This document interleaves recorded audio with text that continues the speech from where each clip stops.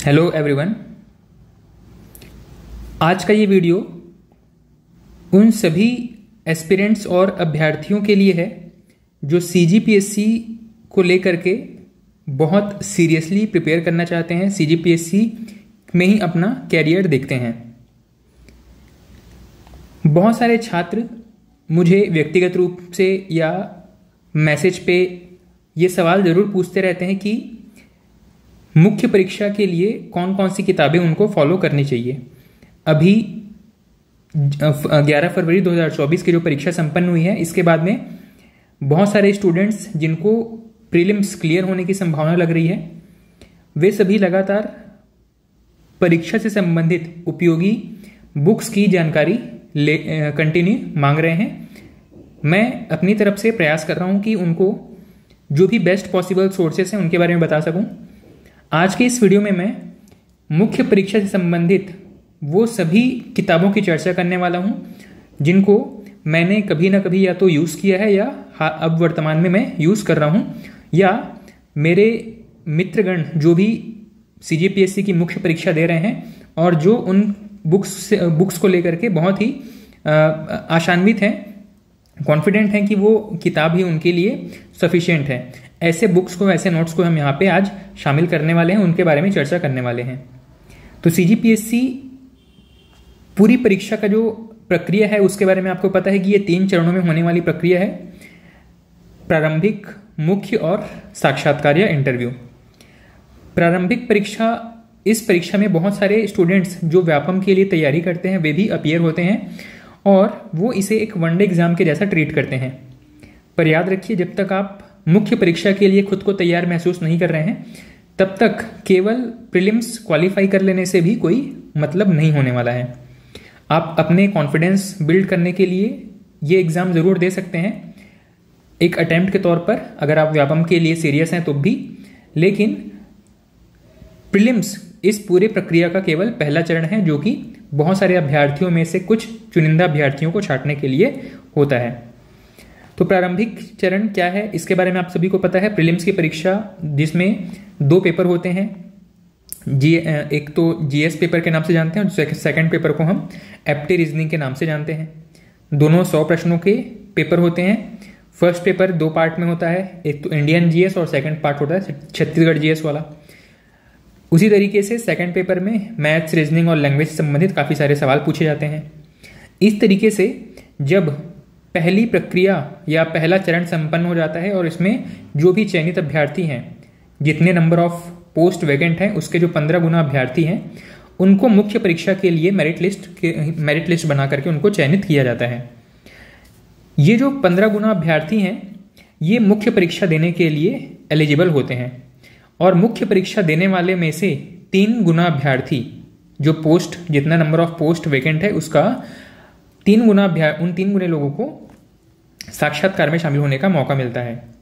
इसका मतलब है कि मान लीजिए अगर 250 पद हैं तो केवल 750 लोगों को ही साक्षात्कार में शामिल होने का मौका मिलेगा।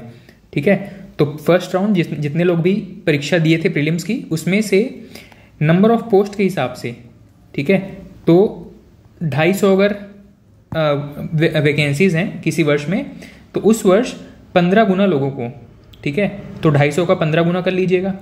ठीक, तो 250 गुना अगर आप 15 करेंगे तो लगभग मुझे अंदाजा हो रहा है कि 3700 या 3800 के आसपास, इसको आप 15 से गुना कर लीजिएगा ना, 3700 या 3800 के लगभग इतने स्टूडेंट होंगे जो कि मेंस के लिए क्वालिफाई करेंगे।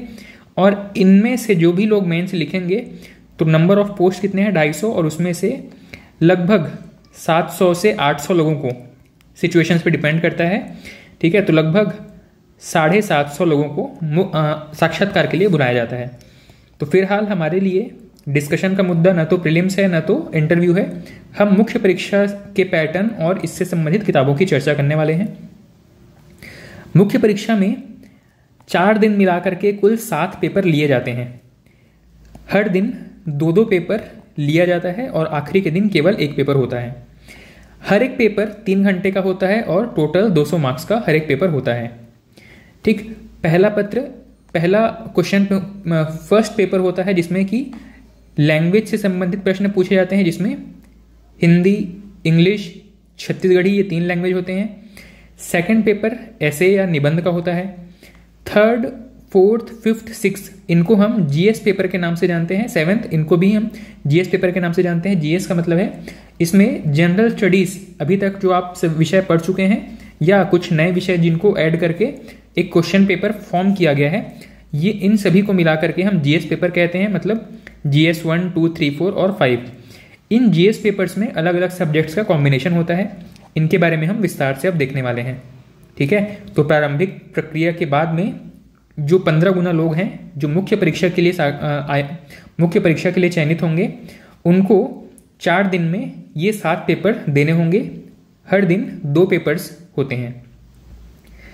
अब हम सीधे अगर चलते हैं हमारे मुख्य परीक्षा के सिलेबस की तरफ, तो मुख्य परीक्षा में मैंने बताया कि पहला पेपर होता है आपका लैंग्वेज का, भाषा का।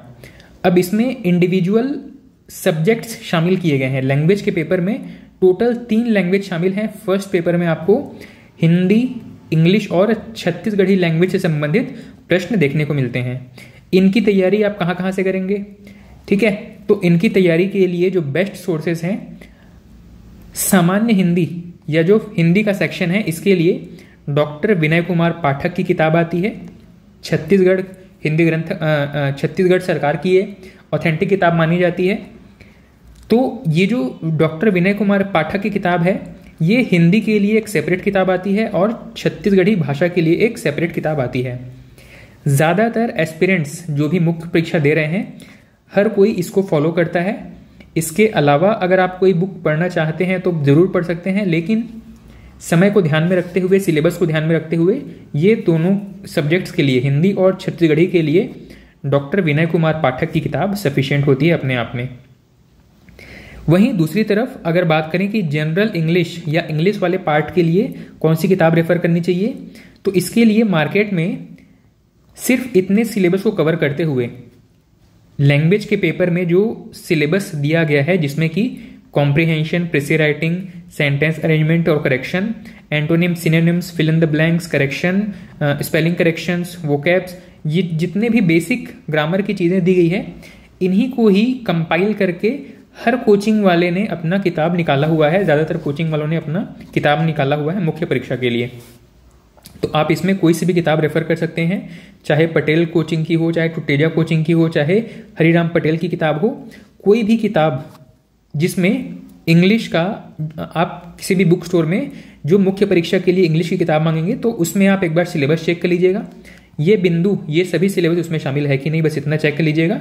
उसके बाद आप कोई सी भी किताब रेफर कर सकते हैं। इसके लिए बहुत ज़्यादा भटकने की आवश्यकता नहीं है। विनय कुमार पाठक के बारे में मैं एक बार फिर से आपको बता दूं, हिंदी और छत्तीसगढ़ी भाषा के लिए डॉक्टर विनय कुमार पाठक जी की किताब आती है और ये अपने सिलेबस को तो कवर करता ही है। इसके अलावा ये छत्तीसगढ़ पीएससी और व्यापम के किसी भी अन्य एग्जाम के लिए सामान्य रूप से उपयोगी है। अगला है सेकंड पेपर। पेपर 1 था लैंग्वेज का, पेपर 2 है ऐसे या निबंध का। अब निबंध लिखने के लिए ये वैसा निबंध नहीं है जो कि हम अपने स्कूल टाइम में लिखा करते थे। 4 निबंध हम याद करके जाते थे और उसी में से एक निबंध आ जाता था।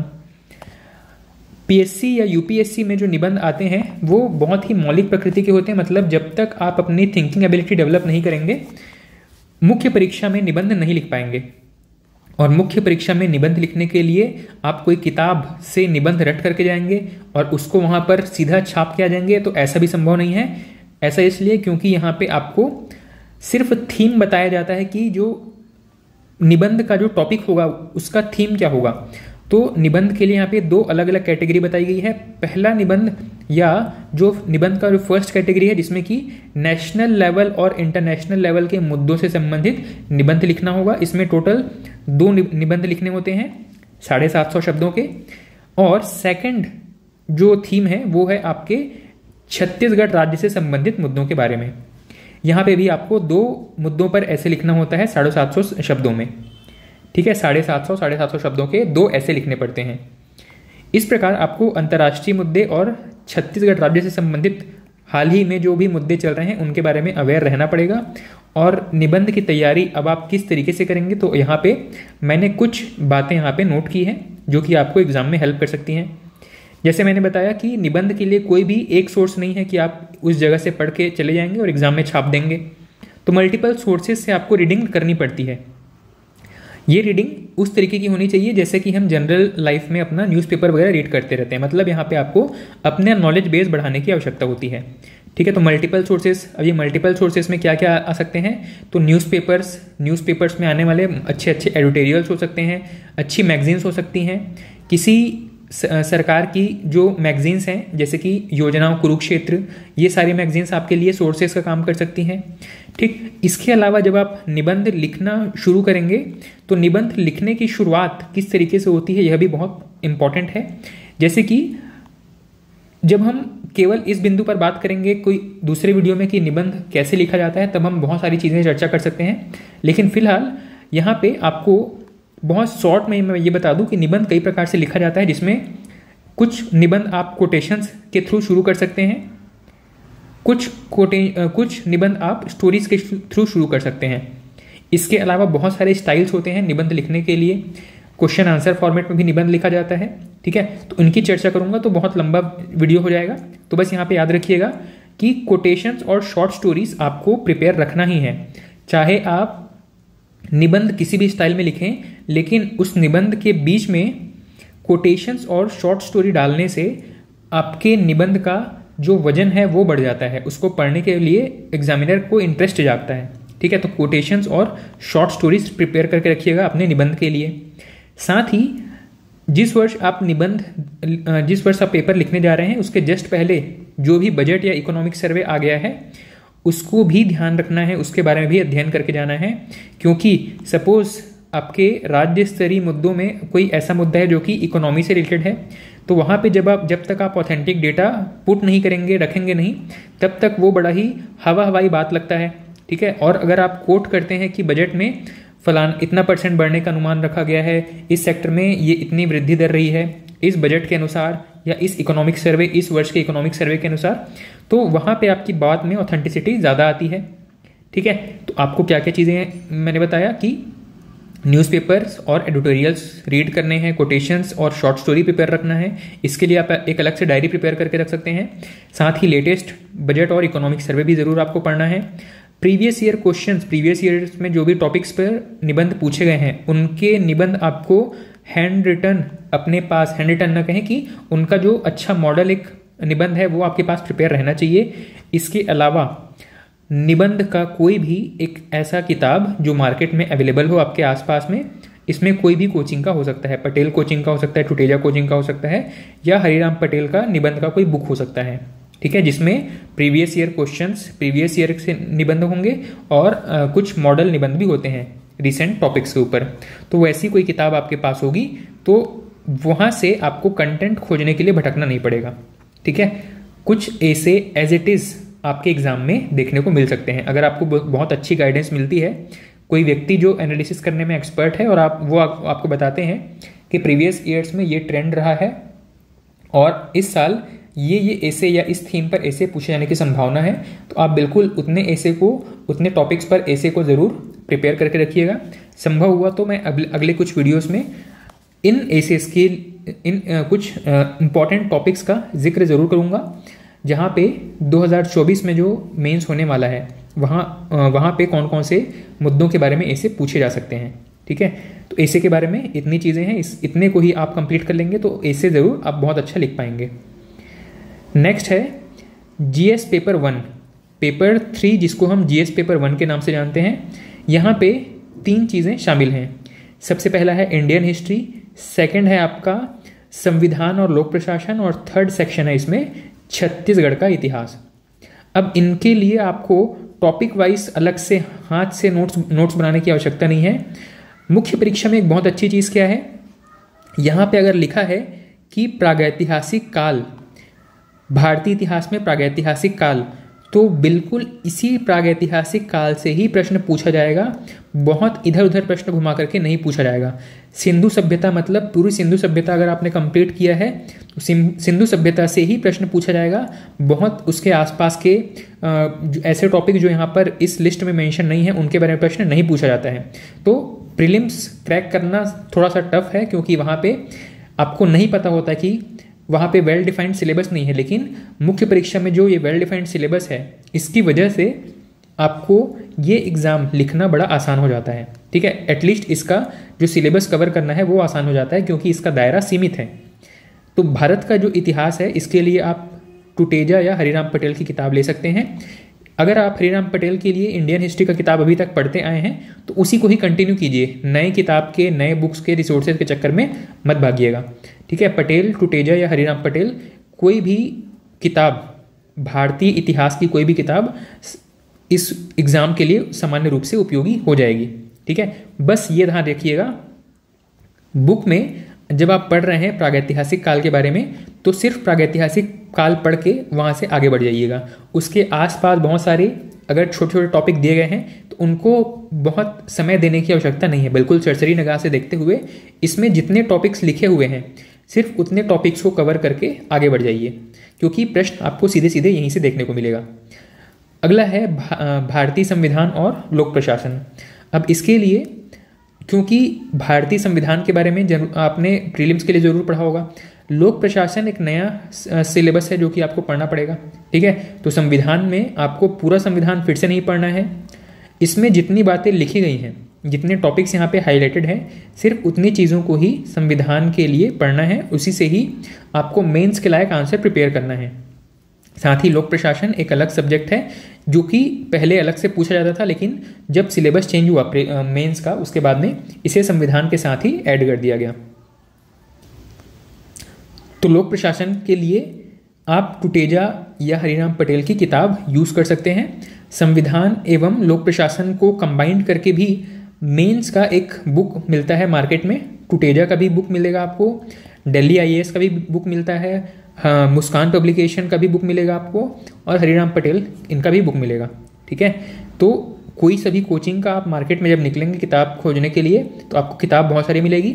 आप वहीं पर थोड़ा सा पेजेस पलट के देखिएगा कि किसके लैंग्वेज आपको अच्छे लग रहे हैं, पढ़ने में कौन सा थोड़ा आपको सूटेबल लग रहा है, ईजी लग रहा है, वो किताब उठाइए और बिना किसी का दोबारा सजेशन मांगे, सजेशन लिए उस किताब को एटलीस्ट ढंग से कंप्लीट कर लीजिएगा।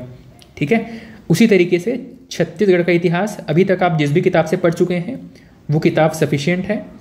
अदरवाइज आप टुटेजा की किताब ले सकते हैं जो कि मेंस के लिए स्पेशली भाग 3 के नाम से अवेलेबल होगी आपको। ठीक है, पेपर 3 पार्ट 3 के नाम से टुटेजा की छत्तीसगढ़ का इतिहास अवेलेबल होगा। नेक्स्ट है पेपर 4। पेपर 4 में आपका GS पेपर 2। यहाँ पे 3 सेक्शन है। सबसे पहला है सामान्य विज्ञान, एक सेक्शन है आपका अप्लाइड साइंस वाला, व्यवहारिक विज्ञान वाला, और तीसरा सेक्शन है मैथ्स का। ठीक, तो इसमें क्या क्या पढ़ना है? तो सामान्य विज्ञान के लिए आपको क्लास 10th की जो 10th बोर्ड, छत्तीसगढ़ बोर्ड की जो क्लास 10th की किताब आती थी वो किताब आपको पढ़ लेनी है। ठीक है, इसमें जो सिलेबस मेंशन है ये सेम सिलेबस उस 10th की किताब में भी मेंशन है, तो आपको बहुत इधर उधर भागने की आवश्यकता नहीं पड़ेगी। बस एक जीव विज्ञान या बायोलॉजी वाला टॉपिक ऐसा है जहाँ पे पिछले कुछ वर्षों में थोड़े से डेप्थ वाले प्रश्न पूछे जा रहे हैं। इसके लिए आप 11th या 12th के बायो वाले जो सेक्शन है वहाँ से कुछ एक्स्ट्रा इन्फॉर्मेशन गैदर कर सकते हैं। ठीक है, तो पहले तो आप ये कीजिए कि क्लास 10th की किताब शुरू से आखिरी पन्ने तक बिल्कुल अच्छे से पढ़ लीजिए, उसके लिए आंसर प्रैक्टिस कर लीजिए। उसके बाद जो समय बचता है तो थोड़ा सा जो जीव विज्ञान या बायोलॉजी वाला टॉपिक है उसमें जो किताब आप अभी तक पढ़ रहे थे, ठीक है, क्लास 10th बोर्ड की जो किताब पढ़ रहे थे उसी में ही बायोलॉजी वाला सेक्शन को थोड़ा सा एनरिच कीजिए, उसको थोड़ा सा बेहतर करने के प्रयास कीजिए, किससे 12th बोर्ड की बायो की जो किताब होगी उसमें। ठीक है, छत्तीसगढ़ बोर्ड की जो 12th की किताब है, जो बायो का जो बुक होगा उसमें सिर्फ उन्हीं टॉपिक को जो आपके इस सिलेबस में मेंशन है उन्हीं टॉपिक्स को ही आप वहाँ पे थोड़ा सा कंटेंट ऐड कर सकते हैं, उससे ज़्यादा वहाँ पे कुछ करने की आवश्यकता नहीं होगी। अगला है मैथ्स वाला जो सेक्शन है, यहाँ पे भी आपका छत्तीसगढ़ बोर्ड का जो क्लास 10th मैथ्स का किताब था वो पर्याप्त है, सफिशिएंट है। इसके अलावा आप चाहते हैं तो क्योंकि थोड़ा सा रीजनिंग और एप्टीट्यूड वाला एलिमेंट भी यहाँ पर अब ऐड कर दिया गया है, तो RS अग्रवाल का बुक आप थोड़ा सा यहाँ पर रेफर कर सकते हैं। ठीक है, पढ़ाई कैसे करनी है? तो सिर्फ ये जितने टॉपिक मेंशन हैं इन्हीं टॉपिक्स को ही कवर करना है। बुक उठा के उसको शुरू से आखिरी तक कंप्लीट करने का प्रयास नहीं करना है। क्लास 10th की बुक शुरू से आखिरी तक पढ़नी है, साइंस की भी मैथ्स की भी। लेकिन जो एक्स्ट्रा किताबें आप एक्स्ट्रा जो किताबें आप ऐड करेंगे, जैसे कि 12th बायोलॉजी की किताब मैंने बताई, उसको शुरू से आखिरी तक नहीं पढ़ना है, सिर्फ उतना पढ़ना है जो कि सिलेबस में दिया गया है। टॉपिक सिर्फ उतने टॉपिक पढ़ने हैं जो कि सिलेबस में मेंशन है। वैसे ही मैथ्स रीजनिंग के जो एप्टीट्यूड रीजनिंग के उतने टॉपिक्स ही पढ़ने हैं जो कि सिलेबस में मेंशन है। इसके अलावा अप्लाइड साइंस बहुत ही ऐसा टॉपिक, ऐसा सेक्शन है, ऐसा भाग है जिसके लिए आपको अलग अलग पढ़ने जाएंगे, स्वयं से पढ़ने जाएंगे तो कोई भी किताब में सारा कुछ मिलेगा नहीं। लेकिन क्योंकि कोचिंग संस्थाओं ने इसको समराइज करके एक जगह पे ऐड करके बुक्स लॉन्च किए हुए हैं, तो आपको अलग से मेहनत करने की आवश्यकता नहीं पड़ेगी। अप्लाइड साइंस, व्यवहारिक विज्ञान के लिए आपको कोई भी किताब, कोई भी कोचिंग की किताब, चाहे मुस्कान पब्लिकेशन या पटेल ट्यूटोरियल्स की, हरिराम पटेल की हो या टुटेजा ट्यूटोरियल्स की हो, इनमें से कोई भी किताब आप थोड़ा देर वहाँ पे बुक स्टोर में खड़े होकर के देखिए कितना सिलेबस मैच कर रहा है, कितना आपका इंटरेस्ट जाग रहा है उस सब्जेक्ट को पढ़ने के लिए, कौन से बुक्स में लैंग्वेज बहुत ईजी है, अच्छा है, एक्सप्लेनेशन अच्छा है, उस किताब को आप पढ़ लीजिए, उस किताब को आप परचेस कर लीजिए। ठीक है, तो इस सिलेबस को कवर करता हुआ जो भी अच्छा किताब हो कोई भी कोचिंग का, वो आप परचेस कर सकते हैं। ऑप्शंस आपके पास तीनों होंगे। अगला है जीएस पेपर 3 या क्वेश्चन पेपर आपका 5th नंबर का। ये जो पूरा पेपर है आपका इकोनॉमी के लिए है। इसमें छत्तीसगढ़ की इकोनॉमी और इंडियन और सीजी इकोनॉमी के बारे में पूछा जाता है। साथ ही इसमें इंडियन ज्योग्राफी और छत्तीसगढ़ ज्योग्राफी भी शामिल है। ठीक है, तो अब पेपर 5 में कौन कौन से सब्जेक्ट हैं? इकोनॉमी, इंडियन सीजी दोनों, और जियोग्राफी, इंडियन छत्तीसगढ़ दोनों। ठीक, तो इकोनॉमी वाला जो सेक्शन है इसमें आपको इकोनॉमी के बेसिक कॉन्सेप्ट किसी भी किताब से जो आप अभी तक पढ़े होंगे, भाई पीएससी व्यापम अगर आप प्री दे रहे हैं तो आपने अभी तक कहीं ना कहीं से बेसिक कॉन्सेप्ट जरूर पढ़ा होगा, उन्हीं को ही रिवाइज करके जाइए। अदरवाइज अगर आप चाहते हैं कि आपके पास topic wise syllabus, topic wise कोई बुक होना चाहिए, तो पटेल की हो गई या टुटेजा की हो गई, इनमें से कोई भी किताब आप परचेस कर सकते हैं to the point syllabus cover करने के लिए। ठीक, इसके अलावा जो कंटेंट ऐड करना है वो है बजट एंड इकोनॉमिक सर्वे। भाई इकोनॉमी का पेपर है और आप इसमें बजट और इकोनॉमी से जुड़े बातों को या उनसे संबंधित डाटा को, फैक्ट्स को ऐड नहीं करेंगे तो पेपर बड़ा हवा हवाई सा लगता है। ठीक है, मतलब आपने डीप स्टडी नहीं किया है ऐसा लगता है। इसीलिए यहाँ पर बजट और इकोनॉमिक सर्वे ये दोनों ही आपको कंप्लीट करना है। साथ ही करंट अफेयर से संबंधित जो मुद्दे हैं, इकोनॉमी से संबंधित जो भी मुद्दे करंट में हैं उनको जरूर कवर करना है। इस प्रकार से आपका इकोनॉमी सेक्शन कंप्लीट हो जाता है। नेक्स्ट है आपका इंडियन ज्योग्राफी। इंडियन ज्योग्राफी में आपने अभी तक इंडियन ज्योग्राफी में जो भी कुछ पढ़ा है उसी को ही वर्ड्स में लिखने का अगर हैबिट है, प्रैक्टिस है तो सफिशिएंट है। अदरवाइज कोई भी कोचिंग की किताब, खास करके टुटेजा की हो गई या फिर पटेल, हरिराम पटेल की, हरिराम पटेल या टुटेजा की किताब आप रेफर कर सकते हैं इंडियन ज्योग्राफी के लिए। ठीक है, वहाँ पे आपको सिलेबस में बिल्कुल टू द पॉइंट सिलेबस मिलेगा, मतलब इसी सिलेबस के हिसाब से उन्होंने किताब प्रिपेयर किया है, तो भाई आपको भटकने की आवश्यकता नहीं पड़ेगी। आपके लिए जो मेहनत है वो कोचिंग संस्थान पहले ही कर चुके हैं। अगला है छत्तीसगढ़ का भूगोल। इसके लिए मेरे जो मित्र हैं वो टुटेजा की किताब यूज़ कर रहे हैं, जो कि पहले भी मेंस का एग्जाम लिख चुके हैं। ठीक है, तो उनके फीडबैक के हिसाब से मैं आपको बता रहा हूँ कि टुटेजा का जो ज्योग्राफी है छत्तीसगढ़ ज्योग्राफी के लिए वो ठीक है, बेहतर है। बाकी भी आप चाहें तो देख सकते हैं। अगला है दर्शन शास्त्र। अगला पेपर जो होगा वो है पेपर नंबर 6 और जीएस पेपर के हिसाब से जीएस नंबर का GS 4 GS paper question paper number 6। इसमें भी 3 सेक्शन है। एक तो है आपका दर्शन शास्त्र, एक है आपका समाज शास्त्र और तीसरा सेक्शन है इसमें छत्तीसगढ़ का सामाजिक परिदृश्य। अब दर्शन शास्त्र हमने ज़्यादा पढ़ा नहीं होता है व्यापम के लिए भी या CGPSC के लिए भी, PSC प्रीलिम्स के लिए, तो यहाँ पे आपको थोड़ी सी मुश्किल हो सकती है। आप यहाँ पे एक काम ये कर सकते हैं कि दर्शन शास्त्र के लिए कोचिंग की किताब तो आप खरीदेंगे ही, टुटेजा की ही किताब हो सकती है। टुटेजा का किताब जो है वो दर्शन शास्त्र के टॉपिक 1 से लेकर के लास्ट तक जो भी पॉइंट्स हैं उसी से ही, उसको ही मैनेज करके, उसको ही समराइज करके एक किताब के फॉर्म में लॉन्च किया गया है। इसके अलावा जो लोग बिलासपुर में हैं वो लोग तिवारी सर का नोट्स ज़रूर यूज़ करते हैं।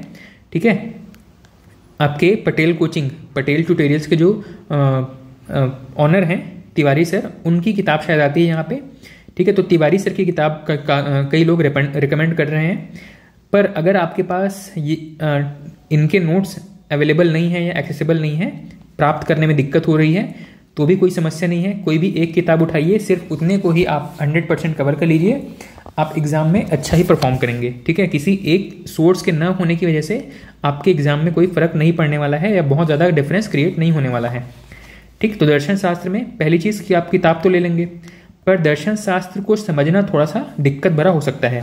तो अब आपको क्या करना है, जहाँ जहाँ पे भी आपको दिक्कत हो, उस टॉपिक को YouTube पे सर्च करके और उससे संबंधित जो भी वीडियोस आपको देखने को मिलते हैं, उसको जल्दी से जल्दी देख करके किताब में जो पॉइंट्स आपको समझ में नहीं आ रहे थे, उन पॉइंट्स को ऐड करते हुए और आगे बढ़ते जाना है, ठीक है।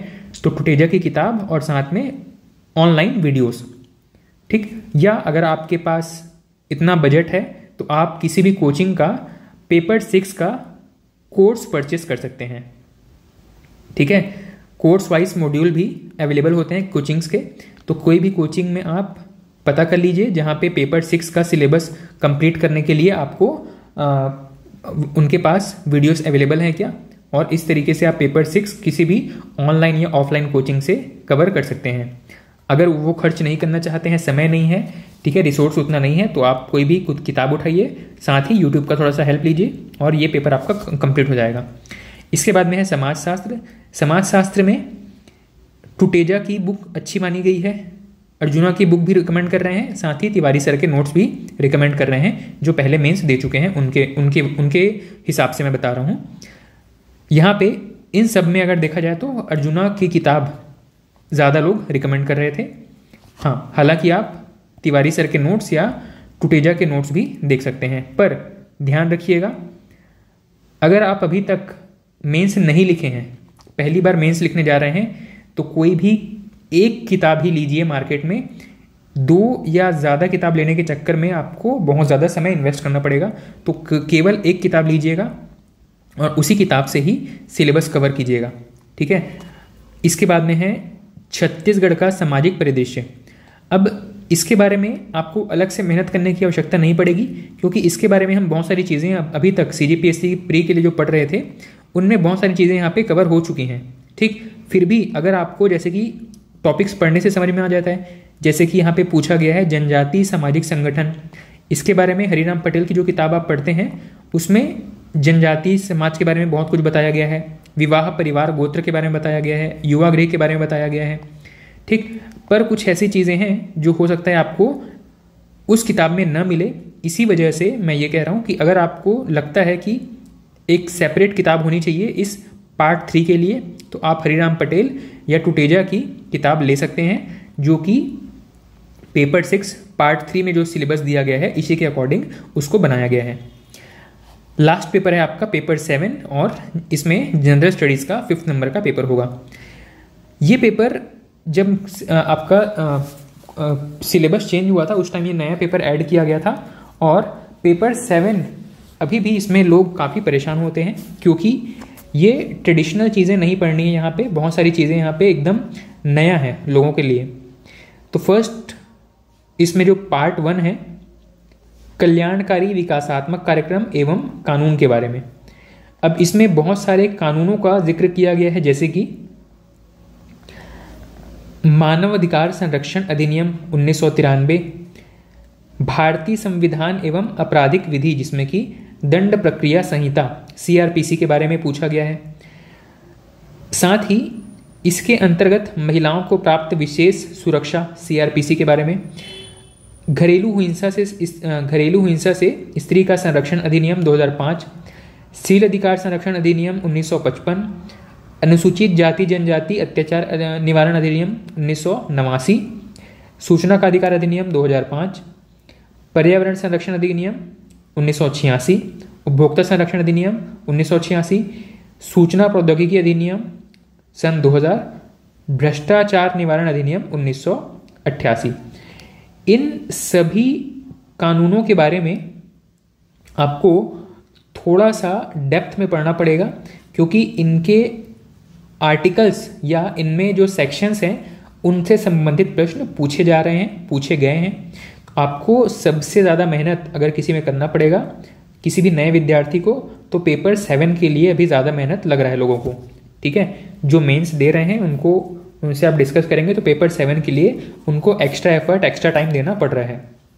ठीक, तो कल्याणकारी विकासात्मक कार्यक्रम और कानून में ये सारी चीज़ें हैं।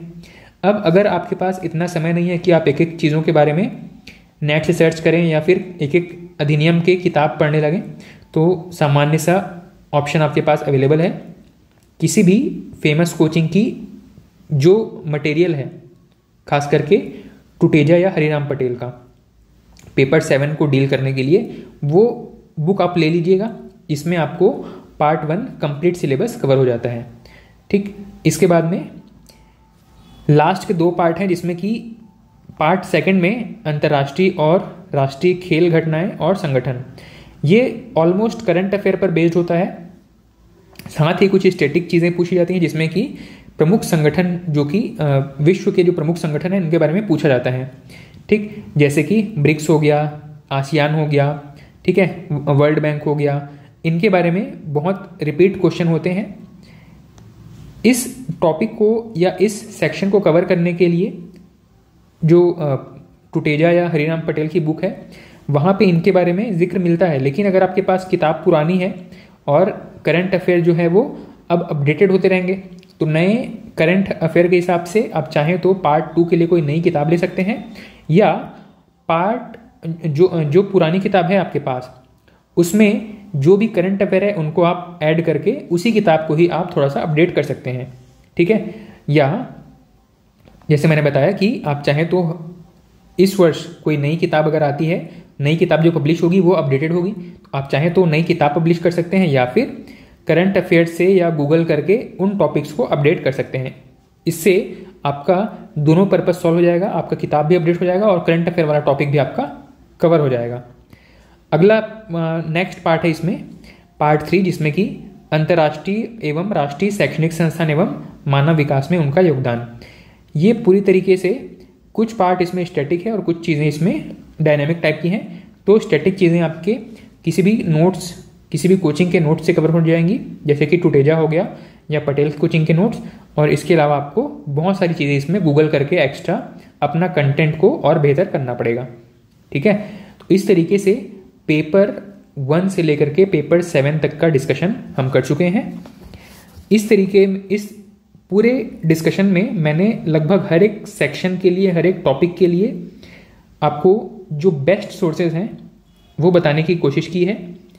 अगर आपको इतने सारे अलग अलग चीज़ों के सोर्सेज इकट्ठा करने का सिर दर्द नहीं पालना है, तो आप ये भी कर सकते हैं कि आप सीधे मार्केट में किसी भी एक कोचिंग का पूरा स्टडी मटेरियल भी परचेज कर सकते हैं। ठीक है, जैसे कि अगर आप चाहें तो दिल्ली IAS का, या फिर हरिराम पटेल का, या फिर टुटेजा का, इनका पेपर 1 से लेकर के पेपर 7 तक पूरा स्टडी मटेरियल पैकेज आप चाहें तो परचेस कर सकते हैं। ठीक है, किसी भी कोचिंग संस्था का नोट्स अपने स्टूडेंट्स को बेस्ट कंटेंट देने के लिए ही बनाया जाता है। तो आप जितना मेहनत आप खुद इन कंटेंट्स को खोजने में करेंगे, उससे कहीं ज़्यादा मेहनत कोचिंग संस्थान पहले करके उन बुक्स के फॉर्म में दे चुके हैं। और अगर आप अपना कीमती समय बचाना चाहते हैं, ठीक है, जल्दी से जल्दी सिलेबस कवर करना चाहते हैं, तो आप इन कोचिंग्स की, उन किताबों का, उन रिसोर्सेज का यूज़ कर सकते हैं। ठीक, आप किसी भी बुक शॉप में जाएंगे, किसी बड़े बुक शॉप में जाएंगे, आप कह सकते हैं पेपर 1 से पेपर 7 तक का सारा मटेरियल दे दीजिए किसी एक कोचिंग का, वो आपको दे देंगे। ठीक है, या आप चाहें तो जो भी बेस्ट सोर्सेज हैं वो मैंने आपको बताया है। अगर आपके पास इतना समय और एनर्जी है तो आप इंडिविजुअली हर एक सेक्शन का, हर एक पेपर का अलग अलग बुक भी जुगाड़ सकते हैं। ठीक है, इस तरीके से आपका मेंस का सिलेबस कवर हो जाएगा। ठीक है, तो प्रीलिम्स जो भी दे चुके हैं, जिनको संभावना लग रही है प्रीलिम्स क्लियर होने की, वो जुट जाइए मेंस की तैयारी में, और आप जितना एफर्ट हो सकता है आप इसको लास्ट मौका समझ करके, इस मेंस को लास्ट अटेम्प्ट समझ करके और अपना एग्ज़ाम का प्रिपेयर कीजिए। ठीक है, तो आज के इस डिस्कशन में इतना ही था। Thank you.